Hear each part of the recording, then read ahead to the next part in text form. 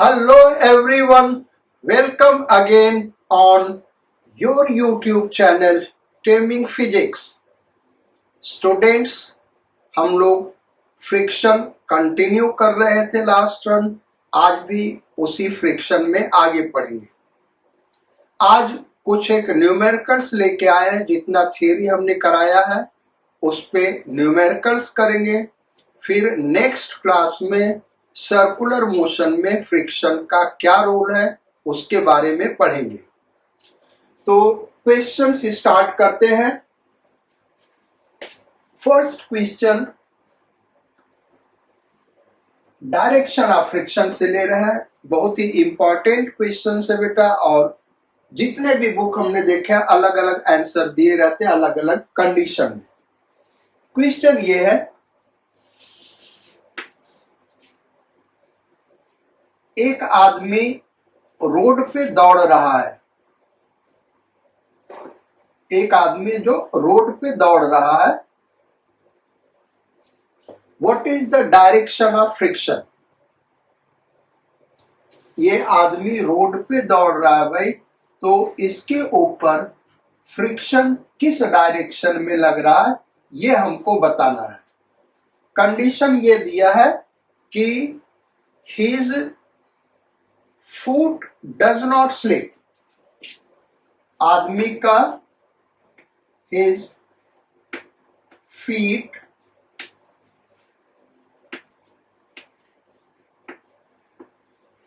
Do not slip. बताना क्या, direction of friction.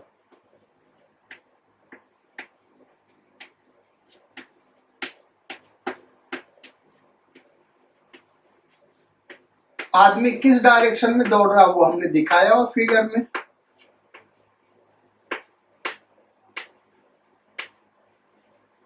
तो अगर उसका पैर स्लिप नहीं कर रहा और जो डायरेक्शन दिखाया गया उस डायरेक्शन में ये आदमी दौड़ रहा है, फ्रिक्शन का क्या डायरेक्शन होगा। ये अपने आप में एक गलत सवाल है बेटा, या फिर गलत इसलिए कह रहे हैं क्योंकि इसके 3 पॉसिबल आंसर है, या फिर आगे एक्सप्लेन करना चाहिए। तो फ्रिक्शन का डायरेक्शन फॉरवर्ड डायरेक्शन में भी हो सकता है, यानी जिधर आदमी दौड़ रहा है आदमी के वेलोसिटी का डायरेक्शन ये है।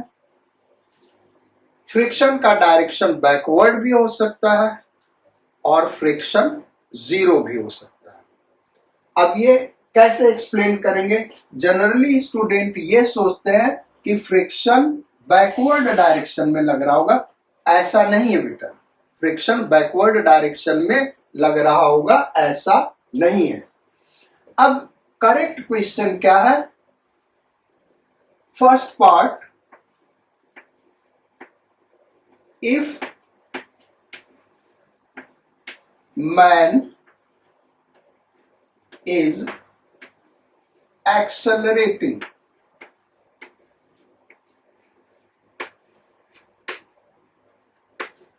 ये क्वेश्चन करेक्ट है बेटा। अब हम फ्रिक्शन का डायरेक्शन बता सकते हैं। तो देखो हो क्या रहा होगा, mg नीचे लग रहा होगा, नॉर्मल रिएक्शन ऊपर लग रहा होगा।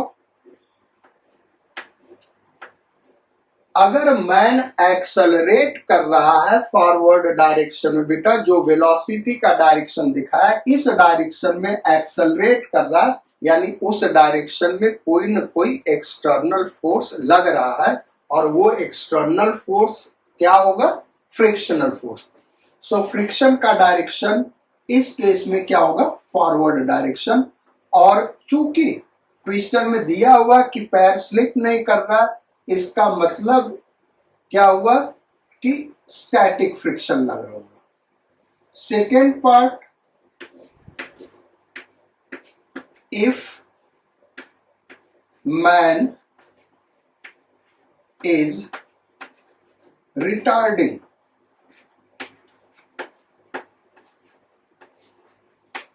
आदमी रिटार्ड कर रहा है, तो इस केस में रिटार्ड कर रहा है, यानी वेलोसिटी के अपोजिट एक्सेलरेशन है, इसका मतलब वेलोसिटी के अपोजिट डायरेक्शन में कोई ना कोई एक्सटर्नल फोर्स लग रहा है, और वो एक्सटर्नल फोर्स क्या होगा? फ्रिक्शनल फोर्स, यानी फ्रिक्शनल फोर्स बैकवर्ड डायरेक्शन में लगेगा। देन इसी का थर्ड पार्ट है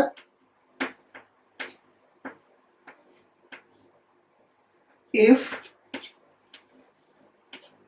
मैन is moving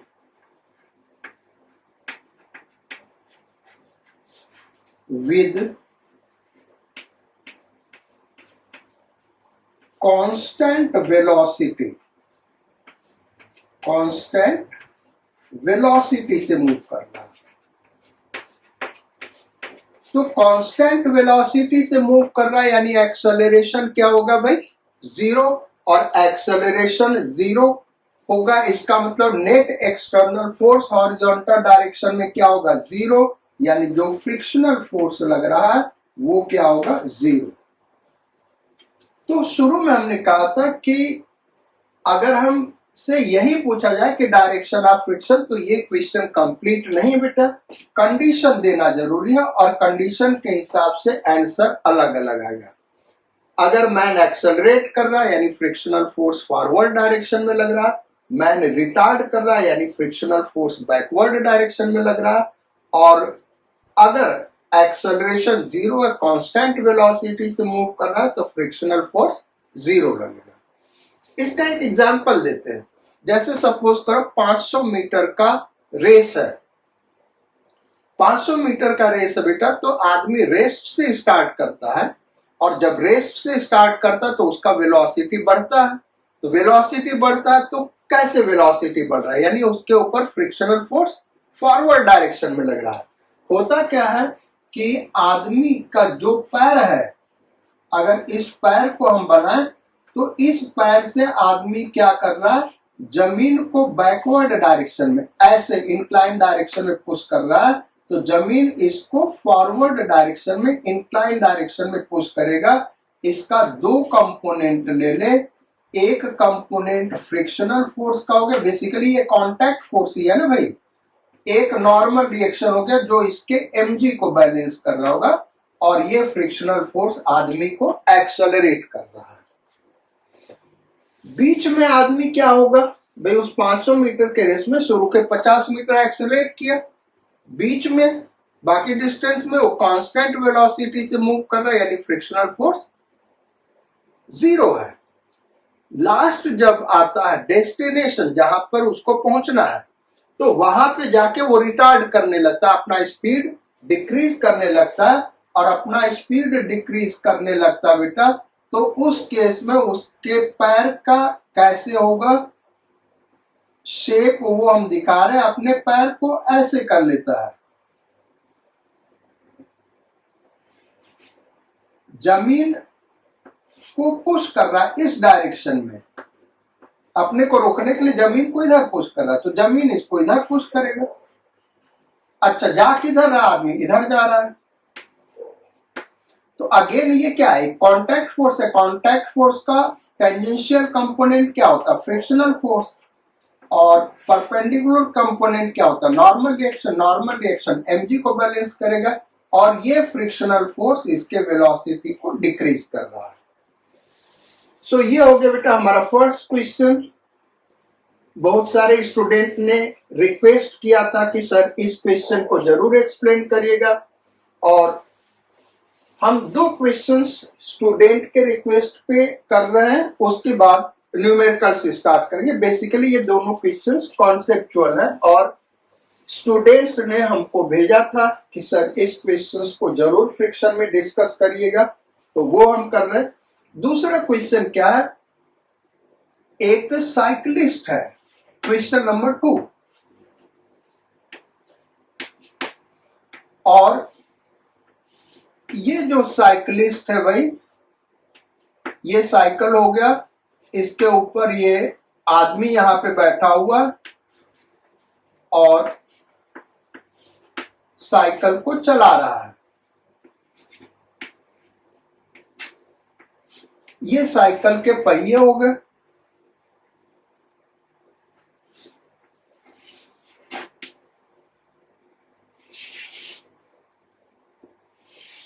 ये पहिया पीछे वाला आदमी इधर जा रहा है, ये रियर व्हील है बेटा, इसको हम आर लिख दे रहे हैं, रियर व्हील, रियर, रियर मतलब पीछा, R E A R, rear wheel R से, और ये फ्रंट व्हील है। क्वेश्चन अगेन ये है कि इस केस में फ्रिक्शनल फोर्स का डायरेक्शन क्या होगा, यानी आदमी फ्रिक्शनल, इस साइकिल के ऊपर फ्रिक्शनल फोर्स किधर लग रहा होगा। अगेन ये इनकम्प्लीट क्वेश्चन है, क्वेश्चन सफिशिएंट डाटा नहीं गिवन बेटा, इसलिए हम नहीं बता सकते। तो करेक्ट क्वेश्चन क्या होगा, आदमी के वेलोसिटी का, साइकिल के वेलोसिटी का डायरेक्शन, ये अब करेक्ट हम क्वेश्चन दे रहे हैं। First question, first condition, cycle is accelerating. Second question, cycle is retarding।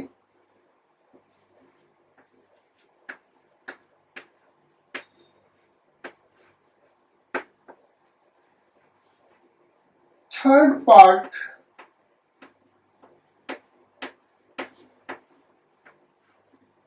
velocity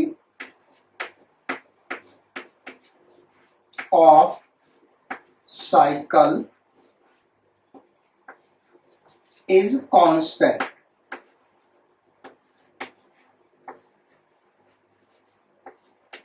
अब हम अलग अलग पार्ट के लिए अलग अलग आंसर दे सकते हैं। इसमें भी 3 डिफरेंट क्वेश्चंस बनेंगे बेटा, टोटल इसमें 3 डिफरेंट क्वेश्चंस, इसमें 3 डिफरेंट क्वेश्चंस, इसमें 3 डिफरेंट क्वेश्चंस। वो क्वेश्चंस क्या क्या फॉर्म होंगे उसको एक टैबुलर फॉर्म में हम दे रहे हैं यहाँ पे।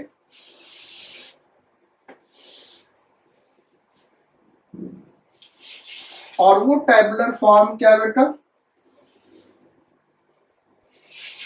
यहां पे दिखा दे रहे हैं और फिर इसको हम एक्सप्लेन करेंगे। पहले में एक्सेलरेशन पॉजिटिव,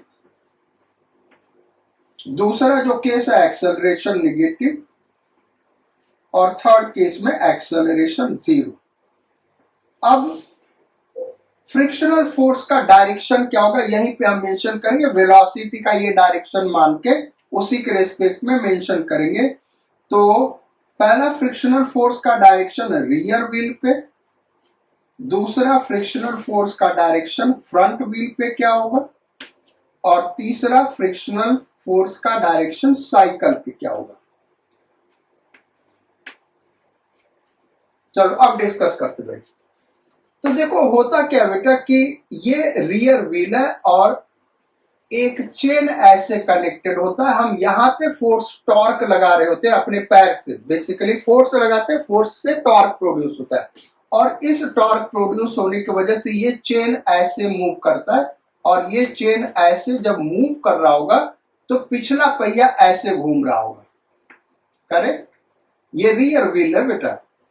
तो ये इस तरीके से मान लो एंगुलर वेलोसिटी ओमेगा से इस तरीके से घूम रहा है। अब लोएस्ट पॉइंट, व्हील के लोएस्ट पॉइंट को, ये रियर व्हील हम दिखा रहे बेटा, रियर व्हील है, इसका लोएस्ट पॉइंट अगर ये व्हील ऐसे घूम रहा है तो ये किधर मूव कर रहा होगा, ऐसे, यानी इसके स्लिप करने की टेंडेंसी बैकवर्ड है, तो इस पे फ्रिक्शनल फोर्स रियर व्हील पे किधर लगेगा भाई, फॉरवर्ड डायरेक्शन में। ये फ्रिक्शनल फोर्स का डायरेक्शन दिखा रहे बेटा, तो फ्रिक्शनल फोर्स का डायरेक्शन क्या होगा, फॉरवर्ड डायरेक्शन में। यह है एफ रियर, रियर व्हील का फ्रिक्शनल फोर्स। फ्रंट व्हील देखे तो ये जो फ्रंट व्हील है बेटा, ये चेन से कहीं कनेक्टेड नहीं है, तो ये घूमेगा क्यों भाई, ये भी तो घूमता है, और फ्रंट व्हील भी ऐसे, ये रियर व्हील हमने बनाया, फ्रंट व्हील भी इसी डायरेक्शन में घूमता, ऐसे ही घूमता है। ये फ्रंट व्हील इसी तरीके से घूमता है, तो इसको घुमा कौन रहा होगा, फ्रिक्शन भाई, चेन से ये कनेक्टेड नहीं है तो इसको तो घुमाएगा फ्रिक्शन। अगर यहाँ पे परफेक्टली स्मूथ कर दो या इसी को हवा में उठा दो, तुम इसको चलाओ तो ये तो घूमेगा, ये नहीं घूमेगा, तो इसको कौन घुमाएगा, फ्रिक्शनल फोर्स। तो फ्रिक्शनल फोर्स किधर लगे, ये ऐसे रोटेट कर रहा है, तो ऐसे रोटेट करने के लिए यहाँ पे किस डायरेक्शन में फोर्स लगाएं कि ऐसे रोटेट करें, तो यहाँ पे इस डायरेक्शन में फोर्स लगाना होगा, यानी फ्रिक्शनल फोर्स का डायरेक्शन ये होगा। तो फ्रिक्शनल फोर्स यहाँ पे बैकवर्ड डायरेक्शन में लगेगा। तो एफ, ये क्या है भाई, एफ फ्रंट, एफ फ्रंट, ये फ्रंट व्हील का डायरेक्शन हम दे रहे बेटा फ्रिक्शन का।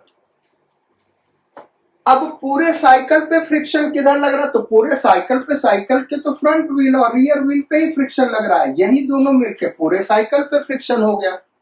और दिया होगा कि साइकिल एक्सेलरेट कर रहा है, यानी ये वाला फ्रिक्शनल फोर्स इससे ज्यादा होगा, तो फ्रिक्शनल फोर्स फॉरवर्ड डायरेक्शन में लगेगा और वो होगा कितना, F R minus F front, ये हो गया। अब सेकेंड पार्ट को करते हैं। सेकेंड पार्ट करा कि cycle is retarding, cycle retard हो रहा है, यानी साइकिल डिसेलरेट हो रहा है, यानी साइकिल के एक्सेलरेशन का डायरेक्शन इधर है। ये कब होता है, जब हम ब्रेक अप्लाई करते।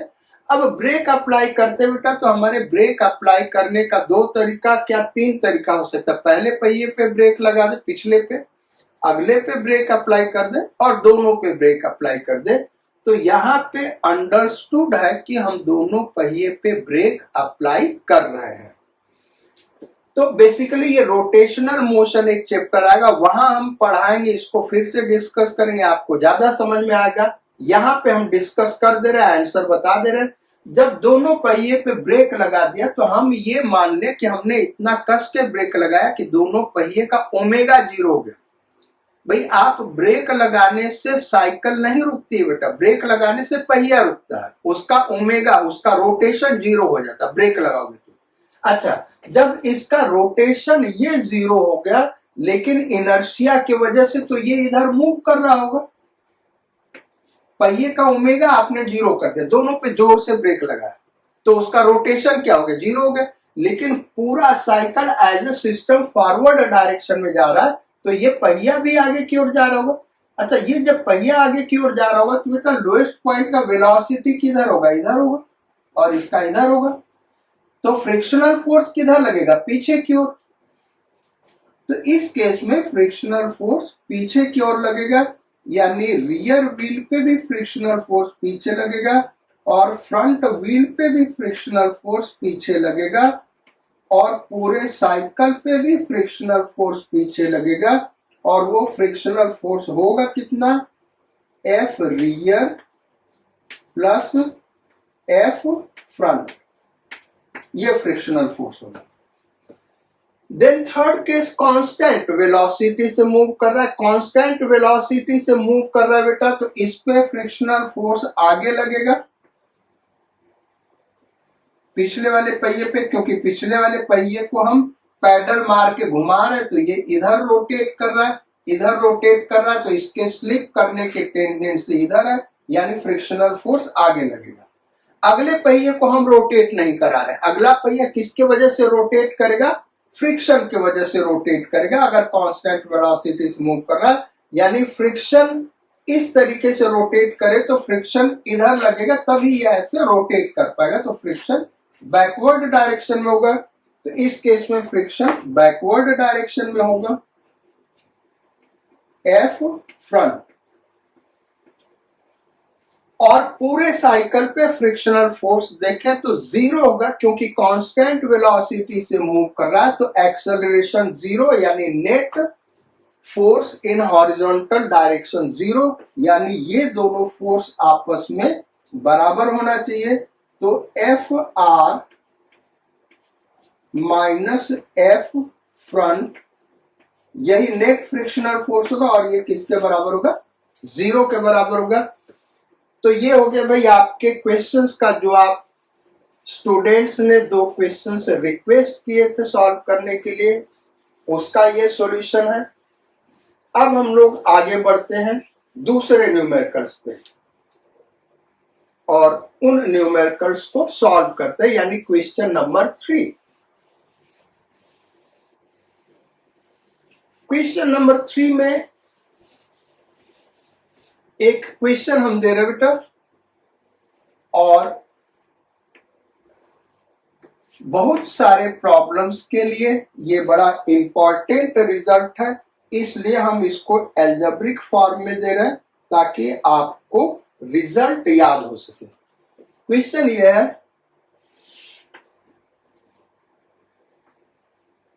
अ vehicle is moving on a horizontal road. एक व्हीकल बेटा हॉरिजॉन्टल रोड पे मूव कर रहा है, हॉरिजॉन्टल रोड है, ये ध्यान रखना। Coefficient of friction is mu, या coefficient of static friction is mu s. Find maximum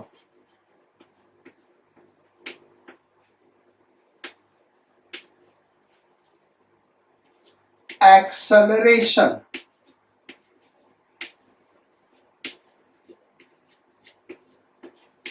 and acceleration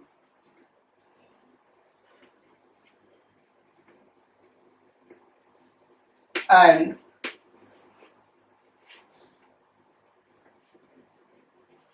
maximum retardation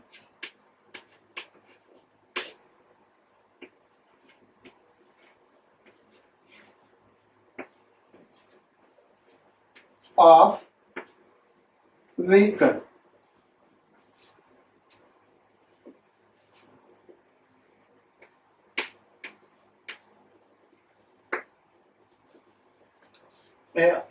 Maximum acceleration and maximum retardation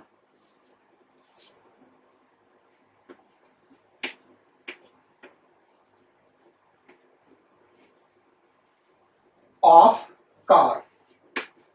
वो कार हो, ट्रक हो, जीप हो, कोई एनिमल हो, कोई आदमी हो, साइकिल, मोटरसाइकिल, कोई भी चीज मूव कर रहा है बेटा एक हॉरिजॉन्टल रोड पे, coefficient of static friction mu N mu S, तो इसका मैक्सिमम एक्सेलरेशन और मैक्सिमम रिटार्डेशन क्या होगा ये हमको फाइंड आउट करना है। ये रिजल्ट बड़ा इंपॉर्टेंट बेटा, ये याद होना चाहिए। तो देखो फोर्स क्या लग रहा होगा, एक तो mg लग रहा होगा और दूसरा नॉर्मल रिएक्शन चारों पहिए पे लग रहा होगा, हम ऐसे दिखा देते हैं n, वो लग रहा होगा चारों पहिए पे।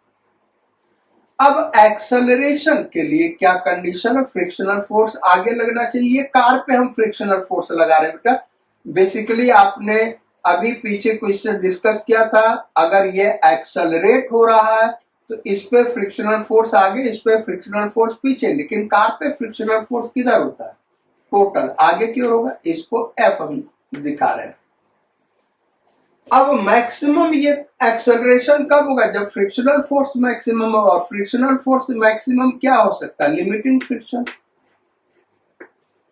न्यूटन सेकेंड लॉ लगा दे एक्सेलरेशन निकालने के लिए, तो F is equal to ma,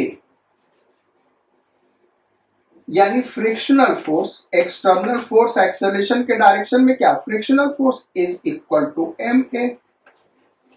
अब एक्सेलरेशन मैक्सिमम कब होगा, जब फ्रिक्शनल फोर्स मैक्सिमम होगा। अब फ्रिक्शनल फोर्स मैक्सिमम कितना हो सकता है, F limiting is equal to m, ये हो गया a मैक्सिमम, और F लिमिटिंग क्या होगा, म्यू एस n, और n हॉरिजॉन्टल रोड पे क्या होगा, mg is equal to m a max, m a max. m cancel out हो गया, so a max is equal to mu S G. ये रिजल्ट आपको याद होना चाहिए, बहुत सारे क्वेश्चंस में इसका एप्लीकेशन आता बेटा। ये म्यू एस दिया होगा ग्राउंड का, हॉरिजॉन्टल रोड का, और कहेगा कि एक आदमी जिसके पास इनफाइनाइट पावर है वो मैक्सिमम एक्सेलरेशन क्या होगा, तो ये होगा। या सर्टेन डिस्टेंस ट्रेवल करना तो कितना मिनिमम टाइम लगेगा, तो मिनिमम टाइम कब होगा, जब एक्सेलरेशन मैक्सिमम होगा। S equal to U T plus half A T square लगा के सॉल्व कर सकते हैं। तो इस टाइप के बहुत सारे क्वेश्चंस फ्रेम किए जा सकते हैं।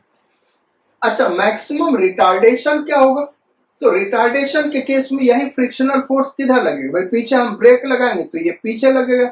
तो रिटार्डेशन मैक्सिमम कब होगा, जब रिटार्डिंग फोर्स यानी फ्रिक्शनल फोर्स मैक्सिमम होगा एफ लिमिटिंग के बराबर, तो वही रिटार्डेशन भी मैक्सिमम यही हो जाएगा। तो हॉरिजॉन्टल रोड पे किसी आदमी या किसी व्हीकल का मैक्सिमम एक्सेलरेशन या मैक्सिमम रिटार्डेशन क्या होगा, म्यू एस जी। अगर क्वेश्चन में म्यू एस न दे के म्यू दे रहा तो म्यू को ही हम म्यू एस सपोज कर लेंगे।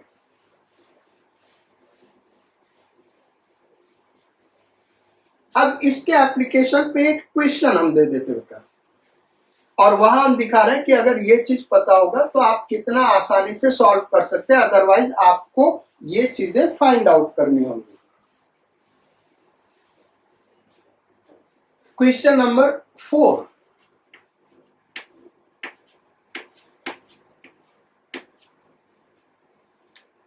फोर्थ क्वेश्चन, ये एक बॉल है जो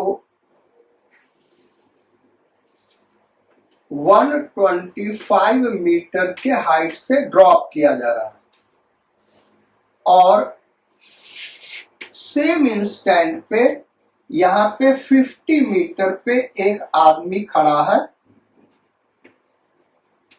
एक मैन यहां पे खड़ा है बेटा, कितने डिस्टेंस पे, 50 मीटर पे।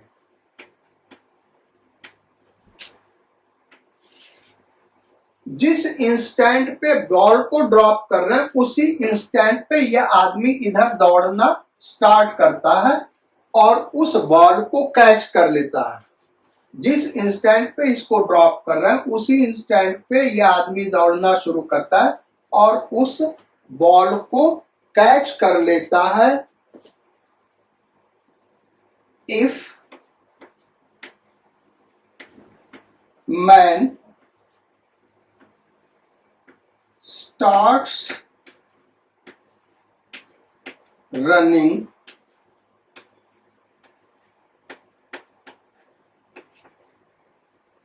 at the same moment ball is dropped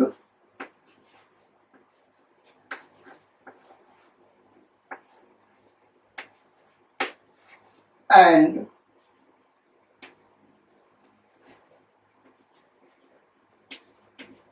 catches the ball,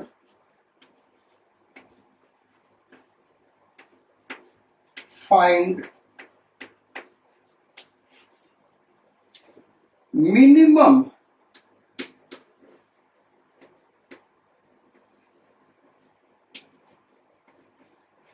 value of mu of ground।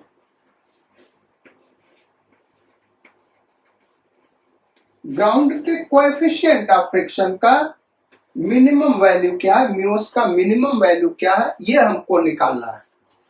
तो कैसे सॉल्व करेंगे बेटा, ये यहां से यहां गिर रहा, उतने टाइम में ये यहां से यहां पहुंच रहा है, तभी ये कैच कर सकता है। अब इसको इतना हाइट गिरने में टाइम कितना लगेगा, h इक्वल टू यू हो गया 0 plus half G T square, यही लगेगा ना भाई, हाफ जी टी स्क्वायर, क्योंकि यू 0 है।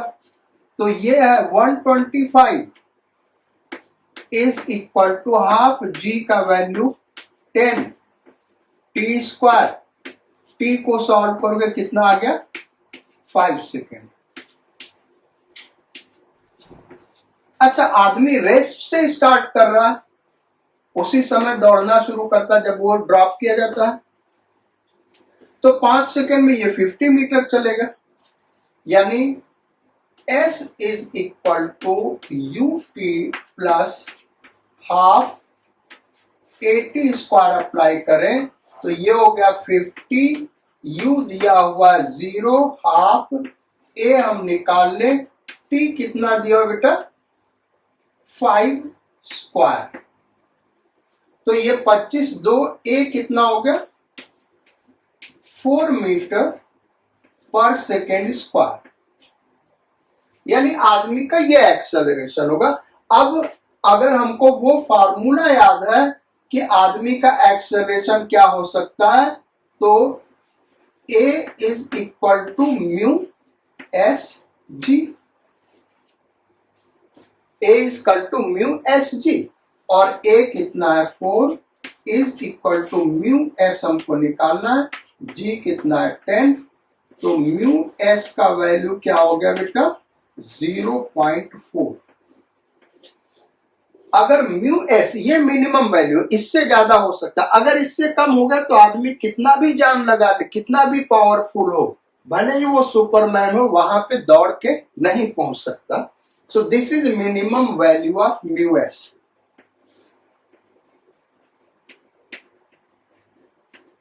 भाई वहां पे पहुंचने के लिए उसका मिनिमम ये एक्सेलरेशन होना चाहिए, और मिनिमम ये एक्सेलरेशन होना चाहिए तो म्यू एस का ये मिनिमम वैल्यू होगा। So this is application. अगर ये फार्मूला नहीं आपको याद होगा तो ये डिराइव करना पड़ेगा, ये इसका बहुत सारे क्वेश्चंस में एप्लीकेशन है भाई।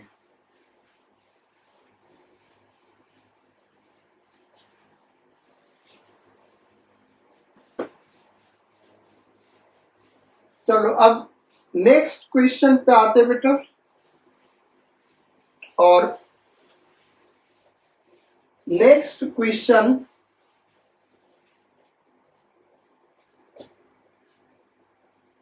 थोड़ा सा इसको इरेज कर ले भाई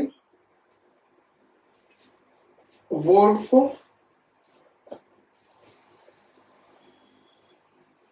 नेक्स्ट जो क्वेश्चन बेटा वो भी बड़ा इंपॉर्टेंट, और वो ऑलरेडी करीब करीब हर एक कॉम्पिटिटिव एग्जाम में पूछा जा चुका है। क्वेश्चन ये कि ये एक वर्टिकल वॉल है, एक वॉल है ये vertical wall, coefficient of friction mu S, इस पे एक ब्लॉक को ऐसे प्रेस किया गया जिसका मास m है, और इस पे F फोर्स अप्लाई कर रहे हैं। कितना फोर्स लगा रहे भाई, F फोर्स अप्लाई कर रहे हैं।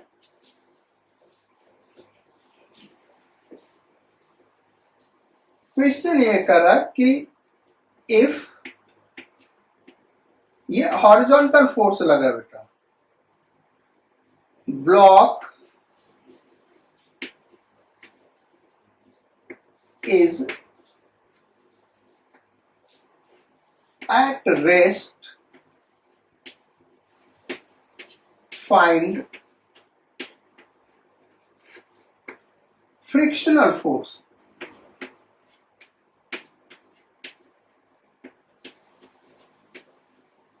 Acting on it.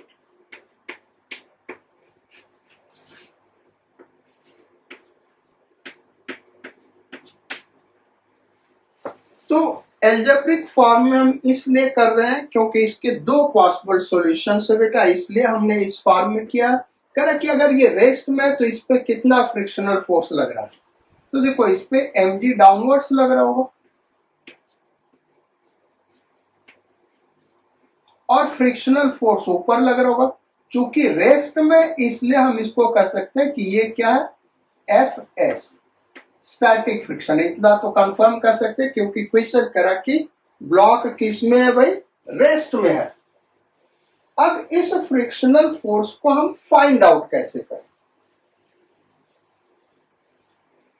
तो फ्रिक्शनल फोर्स को फाइंड आउट करने के लिए हम क्या करेंगे बेटा, नॉर्मल रिएक्शन जो फ्रिक्शन के 5 स्टेप्स बताए वो सारा अप्लाई करना होगा। नॉर्मल रिएक्शन, पहला तो नॉर्मल रिएक्शन निकालेंगे, तो नॉर्मल रिएक्शन इधर लग रहा होगा भाई, ये वॉल है, ये सरफेस हो गया, उसी पे ये स्लाइड करना है, तो इसके परपेंडिकुलर डायरेक्शन में नॉर्मल रिएक्शन लगेगा। तो normal reaction is equal to क्या होगा, कैपिटल F, ये हो गया। दूसरा स्टेप क्या था, एफ लिमिटिंग हम निकालें। तो एफ लिमिटिंग क्या होगा बेटा, म्यू एस एन, और एन किसके बराबर, एफ के बराबर। तो ये लिमिटिंग फ्रिक्शन लग रहा होगा, इतना मैक्सिमम फ्रिक्शनल फोर्स ब्लॉक पे लग सकता है। अब नेक्स्ट थर्ड स्टेप हमने क्या कहा था, net external force parallel to the surface. ये हमारा सरफेस है जिस पे स्लिप कर रहा है, तो parallel to the surface external force क्या, M ji.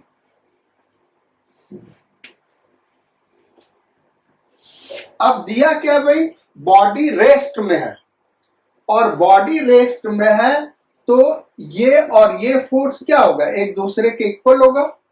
So frictional force F S is equal to क्या होगा, ये हमको बताना है।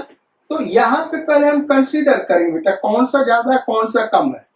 तो पहला केस हम ले लेते हैं, m ji is greater than mu S F.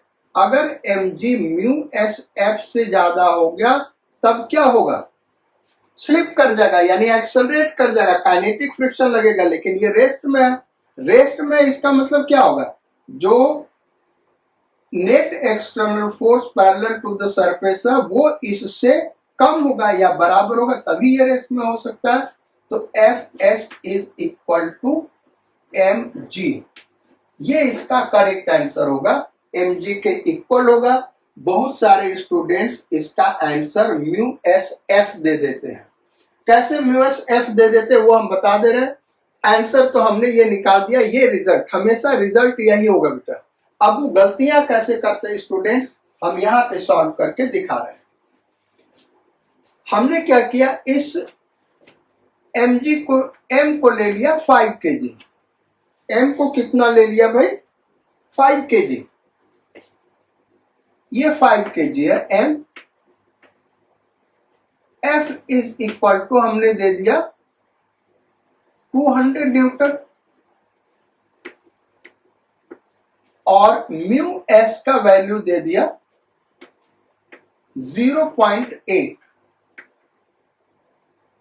कितना भाई 0.8। क्वेश्चन ये पूछा गया कि if block is at rest find frictional friction acting on it, block पे फ्रिक्शन कितना लग रहा है। तो हम क्या करेंगे, पहले नॉर्मल रिएक्शन निकालेंगे। नॉर्मल रिएक्शन कितना हो जाएगा भाई, 200 न्यूटन, यही होगा ना। अब एफ लिमिटिंग निकालेंगे, वो कितना होगा, F limiting is equal to mu S N, mu S 0.8 into N कितना है 200, तो 160 न्यूटन। स्टूडेंट के दिमाग में क्या था कि यही फ्रिक्शनल फोर्स लग रहा है ना, ये फ्रिक्शनल फोर्स नहीं बेटा, ये तो मैक्सिमम स्टैटिक फ्रिक्शन इतना लग सकता है। आगे अब हम एनालाइज करेंगे F external parallel to the surface, वो कितना है एम जी, और एम कितना है 5, तो ये हो गया 50 न्यूटन। अब देखें तो F external parallel to the surface is less than F limiting, उससे कम है, तो बॉडी क्या होगा, रेस्ट में होगा।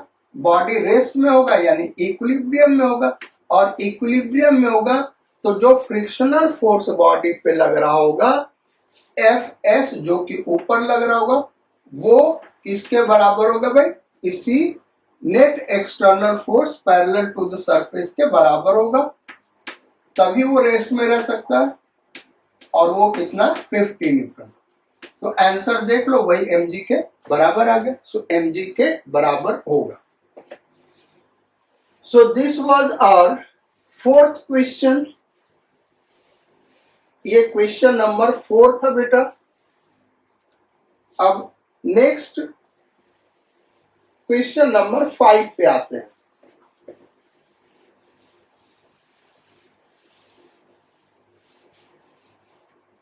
और क्वेश्चन नंबर 5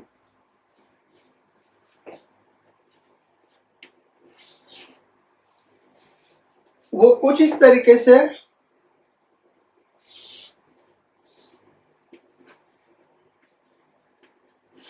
यहां पे एक ब्लॉक है 10 kg और म्यू इज इक्वल टू 0.2। यहां पे एक ब्लॉक है 10 kg। Find acceleration of blocks. Blocks का एक्सेलरेशन क्या है? तो इसका एक्सेलरेशन इधर होगा, इसका एक्सेलरेशन इधर होगा। ये 100 न्यूटन डाउनवर्ड्स, टेंशन ऊपर, यहां टेंशन ऐसे लगेगा टी, और यहां पे mg यानी 100 Newton downwards, normal reaction upwards और फ्रिक्शनल फोर्स बैकवर्ड्स है। अब देखो है क्या बेटा कि हो सकता है एक्सेलरेशन 0 हो, हमको चेक करना पड़ेगा। कैसे चेक करना पड़ेगा? देखो अगर एक्सेलरेशन 0 है, सपोज करो, क्योंकि हो सकता है भाई ऑप्शन 0 भी तो हो सकता है, तो उसको चेक कैसे करें कि इसका 0 है कि नॉन 0। तो अगर एक्सेलरेशन 0 है यानी ये 100 न्यूटन है तो ये भी 100 न्यूटन होना चाहिए, यानी ये भी 100 न्यूटन होना चाहिए, और ये 100 न्यूटन तभी होगा जबकि ये 100 न्यूटन हो। तो ये 100 न्यूटन हो यानी एफ लिमिटिंग 100 न्यूटन हो। तो हम क्या करेंगे, पहले एफ लिमिटिंग ही फाइंड आउट कर लें। तो जैसा कि पहले हमने बताया फ्रिक्शन के केस में नॉर्मल रिएक्शन पहला स्टेप होता है, वो 100 न्यूटन हो गया बेटा, और फिर एफ लिमिटिंग निकालें। एफ लिमिटिंग क्या है? F limiting is equal to mu 0.2 into n 100, ये हो गया 20 न्यूटन। 20 न्यूटन बेटा, यानी अगर 20 न्यूटन से ज्यादा फोर्स लग गया तो ये मूव कर जाएगा, और इसका वेट 100 न्यूटन यानी ये मूव 100% करेगा, इसलिए एक्सेलरेशन नॉन जीरो होगा। और यहाँ पे क्या लगेगा भाई? काइनेटिक फ्रिक्शन लगेगा, और वो काइनेटिक फ्रिक्शन कितना होगा? इसी म्यू के एन करेंगे, चूंकि हमको यहाँ पे केवल म्यू लिखा है ना, तो म्यू एस लिखा है तो म्यू के लिखा है, यानी इसको हम दोनों तरीके से ले सकते हैं। तो म्यू के भी 0.2 होगा इंटू n 100, तो ये 20 न्यूटन होगा।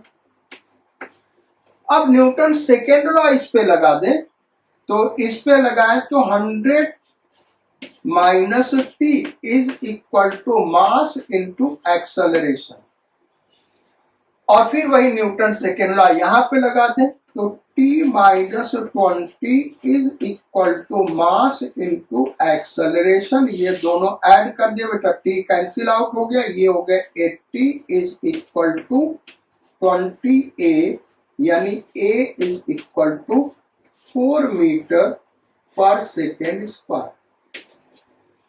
ये हमारा एक्सेलरेशन हो जाएगा। चलो अब आते हैं क्वेश्चन नंबर 6 पे। क्वेश्चन नंबर 6,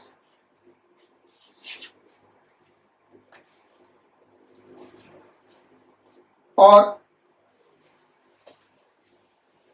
क्वेश्चन नंबर 6 जैसा पिछला क्वेश्चन था एकदम वही हम उठा रहे बेटा, लेकिन ये इक्विलिब्रियम से रिलेटेड है।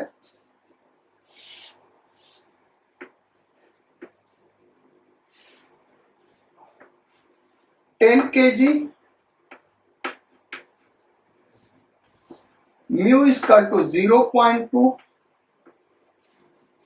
यहां पे ब्लॉक है मास m का। Find maximum value of small m so that system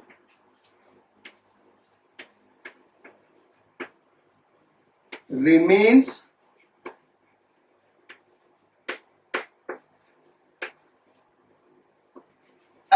rest, system rest में रहे यानी इक्विलिब्रियम में रहे, स्मॉल m का मैक्सिमम वैल्यू क्या होगा।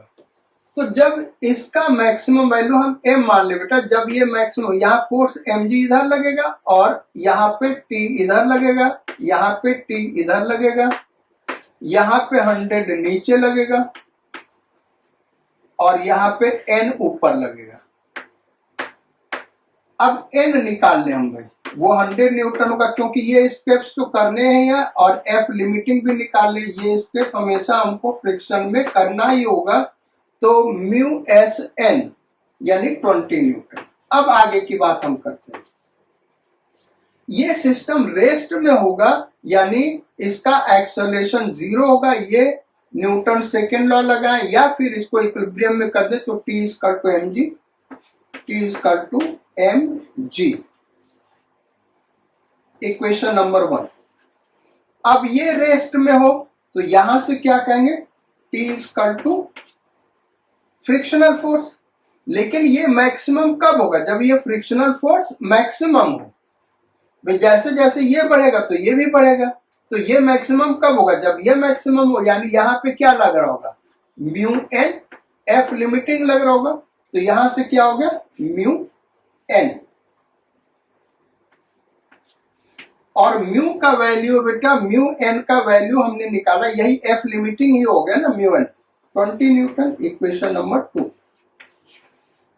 इस दोनों को इक्वेट कर दें तो M ji is equal to 20 और जी कितना 10, यानी M is equal to 2 kg। ये मैक्सिमम वैल्यू बेटा मास का, इसका मास 2 kg से 1 ग्राम भी ज्यादा कर दिए तो ये मूव कर जाएगा।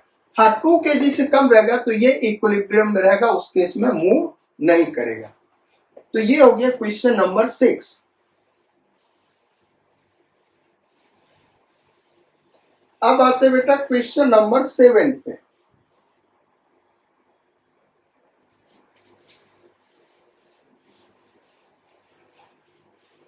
और question number 7,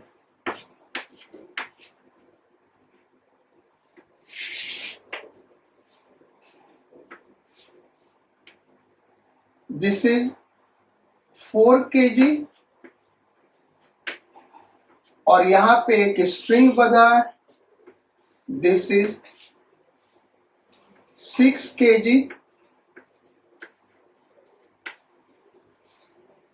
mu is equal to 0.8, mu का वैल्यू 0.8 दिया हुआ। ब्लॉक ए, इसको थोड़ा सा न्यूमेरिकल वैल्यू आसान कर दे बेटा, इससे ये कैलकुलेशन थोड़ा लेंदी होगा। इसको हम 5 kg कर लेते हैं और इसको 15 kg कर लेते हैं, इससे आसान रहेगा हमारा कैलकुलेशन, ठीक है। यहां पे एक हॉरिजॉन्टल फोर्स लग रहा है F। Find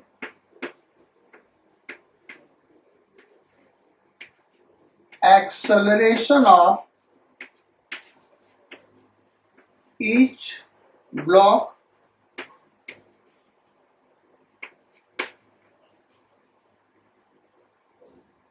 and frictional force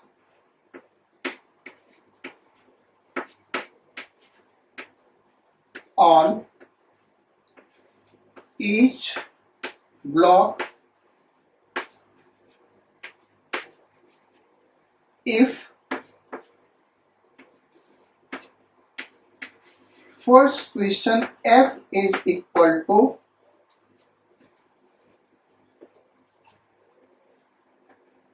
100 Newton,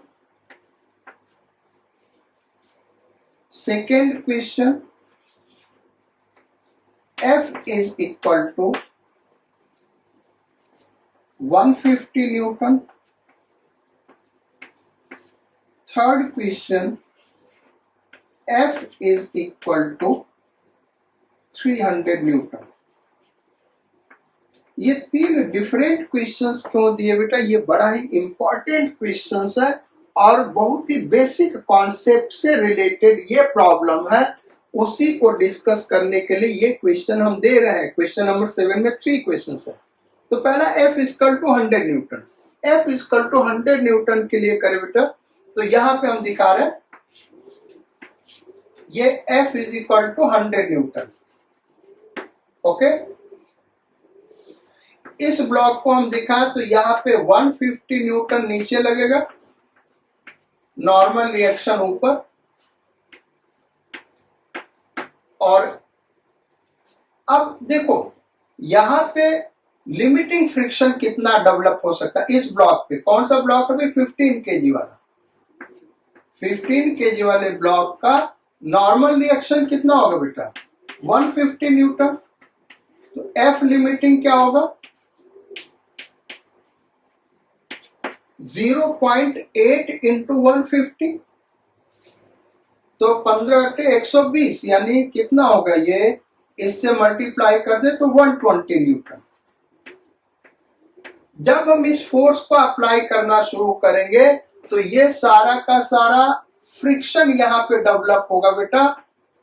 जब फ्रिक्शन लिमिटिंग फ्रिक्शन पर पहुंच जाएगा तभी टेंशन डेवलप होगा, और यहां पे कितना है? 100 न्यूटन। तो फ्रिक्शनल फोर्स क्या होगा? जो एक्सटर्नल फोर्स है, ये तो हमने एफ लिमिटिंग निकाले, F external parallel to the surface क्या है? 100 न्यूटन। तो F external parallel to the surface is less than F limiting, यानी इस केस में क्या होगा? Block of 15 kg will be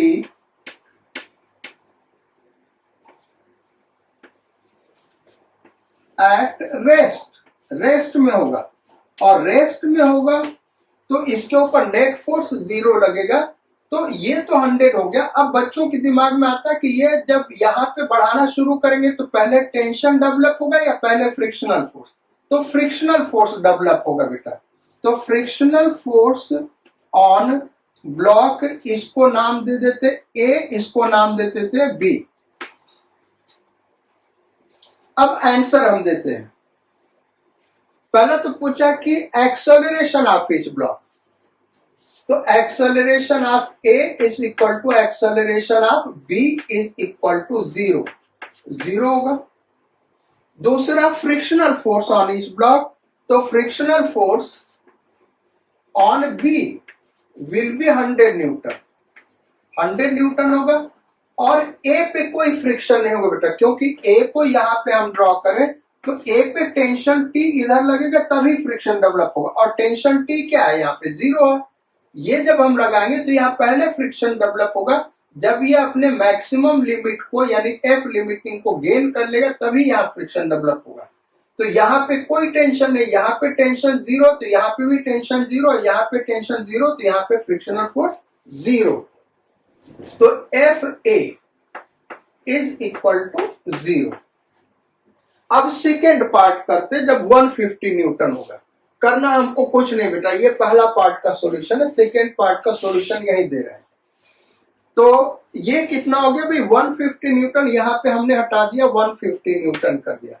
अब देखिए बेटा, तो एफ ये तो ऐसे ही होगा, N 150, normal reaction 150, F limiting 120। अब F external parallel to the surface क्या हो गया? 150। और इस केस में क्या हो गया? F external parallel to the surface, ये ऐसा हम नहीं लिखेंगे बेटा, क्योंकि एफ एक्सटर्नल में केवल यही एक्सटर्नल फोर्स नहीं है, अब टेंशन भी डेवलप होगा, ये भी तो एक्सटर्नल फोर्स में ही आएगा ना। तो जब हम ये 150 लगाएंगे तो ये 120 तक डेवलप हो जाएगा। ये क्या होगा? 120 अपने लिमिटिंग वैल्यू को गेन कर लेगा, और उसके बाद क्या डेवलप होना शुरू होगा बेटा? यहाँ पे टेंशन, तो बैलेंस कितना बचा? 30 न्यूटन। ये 30 न्यूटन का टेंशन होगा। अब हम ये देखते हैं ब्लॉक ए को, तो ब्लॉक ए को यहां पे बनाए, तो ब्लॉक ए पे 30 न्यूटन टेंशन इधर लगेगा, न्यूटन थर्ड लॉ के अकॉर्डिंग। अब हम देखते हैं ये लिमिटिंग फ्रिक्शन कितना ले सकता है ब्लॉक ए। तो ब्लॉक ए का मास कितना है 5 kg, तो n का वैल्यू क्या होगा 50, और F लिमिटिंग क्या होगा भाई, ये होगा म्यूएस एन करोगे तो 40 न्यूटन, यानी ये 40 न्यूटन तक हो सकता है। और एक्सटर्नल फोर्स 30 लग रहा है, तो ये कहां तक पहुंचेगा 30 न्यूटन तक, और 30 न्यूटन ले सकता है ये, क्योंकि ये 40 न्यूटन तक हो सकता है, यानी ये भी रेस्ट में रहेगा और ये भी रेस्ट में रहेगा। तो यहाँ पे फ्रिक्शनल फोर्स क्या होगा बेटा 30 न्यूटन होगा, क्योंकि F external parallel to the surface limiting friction से कम है, यानी जो स्टैटिक फ्रिक्शन होगा, और स्टैटिक फ्रिक्शन कितना होगा 30 न्यूटन के बराबर होगा। तो ये 30 न्यूटन होगा। सेकेंड क्वेश्चन का आंसर हो गया acceleration of A is equal to acceleration of B is equal to 0, F B is equal to 120 newton अपने लिमिटिंग वैल्यू को गेन कर लेगा, और F A is equal to 30 newton. ये हो गया। अब थर्ड केस का हम यहाँ पे आंसर लिखेंगे बेटा, सॉल्व उधर करेंगे क्योंकि इधर गंदा हो जाएगा, सॉल्व इधर करेंगे। देखो थर्ड केस में कितना लगाया 300 न्यूटन, तो यहाँ पे लिमिटिंग फ्रिक्शन 120 का हो रहा है, यहाँ पे 40 का हो रहा है, 160 मैक्सिमम 160 एक्सटर्नल फोर्स लगाओगे तभी ये सिस्टम रेस्ट में होगा, अदरवाइज मूव कर जाएगा। तो कैसे इसको करेंगे यहाँ पे दिखा रहे हैं।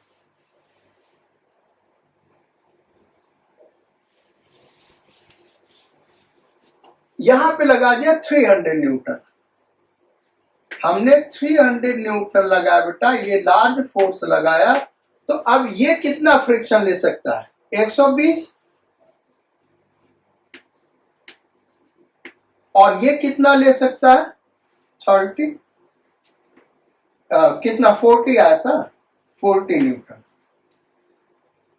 और ये 300 न्यूटन है। तो इस पूरे को एक सिस्टम मान ले, तो ये दोनों एक्सटर्नल फोर्स हो गया, इससे कम है, यानी बॉडी इधर मूव कर जाएगा, तो एक्सेलरेशन इधर ले लेते ए, और वही एक्सेलरेशन हमको निकालना है, और टेंशन निकालना है, टेंशन टी मान ले।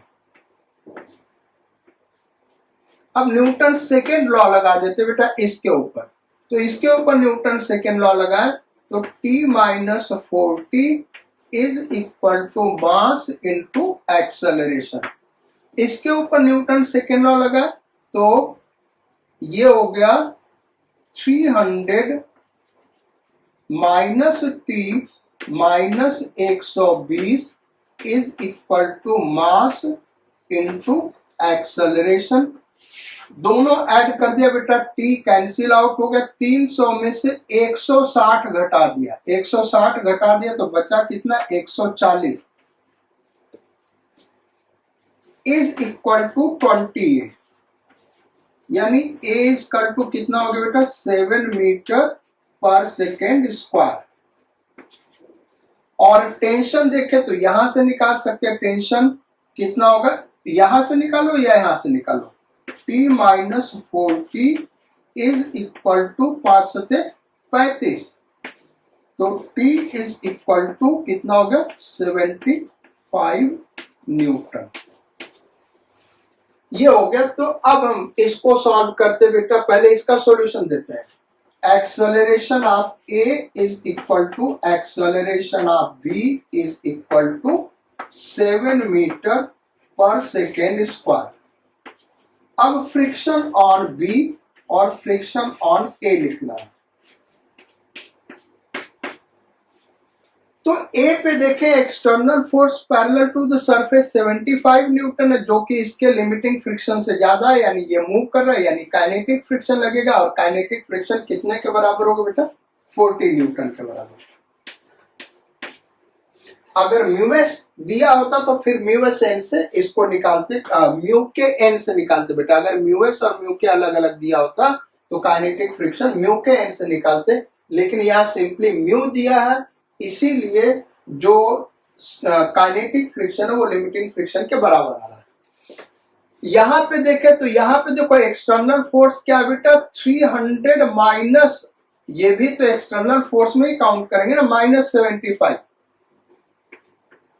225, और ये जो 225 है इधर लग रहा होगा वो 120 से ज्यादा, यानी ये भी एक्सेलरेट करेगा, ये भी एक्सेलरेट करेगा, तो इस पे भी काइनेटिक फ्रिक्शन लगेगा। वो कितना लगेगा, 120 न्यूटन। ये फ्रिक्शनल फोर्स इसके ऊपर एक्ट कर रहा होगा। तो ये हो गया बेटा सॉल्यूशन, और ये बड़ा ही इंपॉर्टेंट क्वेश्चन था। इसको आप रिवाइज करिएगा और बार बार प्रैक्टिस करिएगा, क्योंकि ये एक इन डेप्थ नॉलेज फ्रिक्शन के बारे में दे रहा है। इस क्वेश्चन को हम बहुत लाइक करते बेटा, क्योंकि इस क्वेश्चन से हमको फ्रिक्शन से रिलेटेड ढेर सारी चीजें क्लियर होती हैं। तो आज क्लास को हम यही एंड करते बेटा। नेक्स्ट क्लास में नेक्स्ट टाइप के क्वेश्चंस हम करेंगे। पहले तो 2 डेरिवेशन करेंगे सर्कुलर मोशन से, या फिर पहले सर्कुलर मोशन से रिलेटेड एक डेरिवेशन और उस पर बेस्ड क्वेश्चंस करेंगे, फिर बैंकिंग ऑफ रोड, टाइम बचेगा तो करेंगे, नहीं तो नेक्स्ट क्लास में करेंगे। So take good care of yourself and study hard, focus on your studies. Sayonara, Godspeed, and bon voyage.